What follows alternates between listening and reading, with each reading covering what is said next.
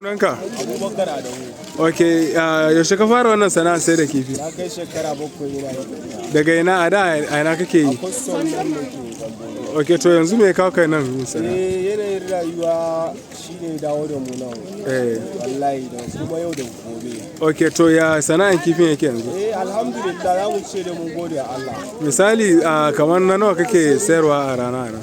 Ina sayar da naira 20,000, 30,000 har sama da haka ma wata ran kasuwa Allah ba. Amma a da babu wani a nan wajen da yawa sai da muka kalla wannan ibtila'in ambaliyan ya dawo tukun na sai da ibtila'in ambaliyan nan ubangiji kuma ya kawo arzikin cikin ruwa. Ok, so ambaliyan ya zo da kifi kenan? Ambaliyan ya zo da kifi alhamdulillah har yanzu ana ci kaga ga kasuwan nan dukkan ma yanzu ana ta ci. To ya yi kyau, muna godiya. Na gode. Ya sunanka? Sunana Ahmed. Ok, Ahmed me? Ahmed Shuaibu. Ok, yaushe ka fara dawowa nan kuke sana'an kifin nan? Gaskiya da dai muna bakin Hadiza Ansari.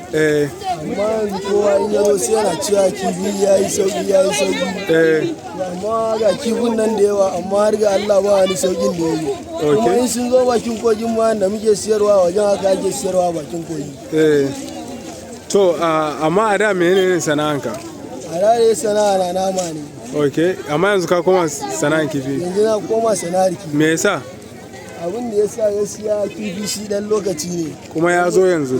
Kuma ya zo lokacin shi ne. Ok, yanzu nawa wannan kashin kaɗai? Yanzu wannan kashin gaskiya in an zo muna cewa 3,000 amma gaskiyan shi 2,000 ne. Ok. Wannan muna cewa 1,500 amma gaskiyan shi 1,100 ne. Ok. Shi kuma wannan muna cewa 700 amma gaskiyan shi 400 ne. 400. Ok. Ko wannan daya. To. Yaya misali yanzu a rana kamar cinikin nawa kake a nan wajen? Gaskiya in Allah kawo muna yin 80,000. Dubu na? 80,000, 70,000. Kowane rana? In Allah kawo wataran kuma 50 wataran 30. To yayi Allah ya buɗa. Amin ya Allah. To kamar yadda kuka kalla dai wannan ibtila'i na ruwa wanda aka yi a Maiduguri na ambaliya ya zo da kifi zuwa garin Maiduguri. Banda garin Maiduguri muna da rahoton akan cewa wannan ibtila'in ambaliya ya kai kifi da yawa har ta ariyan Mafa da kuma Dikwa. To a nan dai ariyan Maiduguri ana nan ana ta kama kifi a wajajen gada na Fori wanda ke ariyan Bama Road.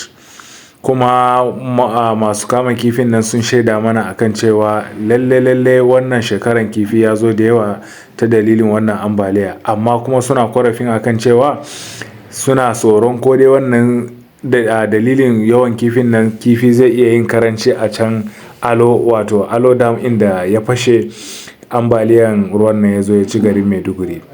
A yanzu dai mutane da yawa a dalilin wannan sun samu sana'a kuma sun dawo suna kama kifi. Bayan kama kifi da suke yi akwai masu saya kuma su je anguwa su masu sayar. To idan dai kana cikin garin Maiduguri sai kai sauri kai maza kai ma ka je ka sayo rabonka, kar a yi ban da kai.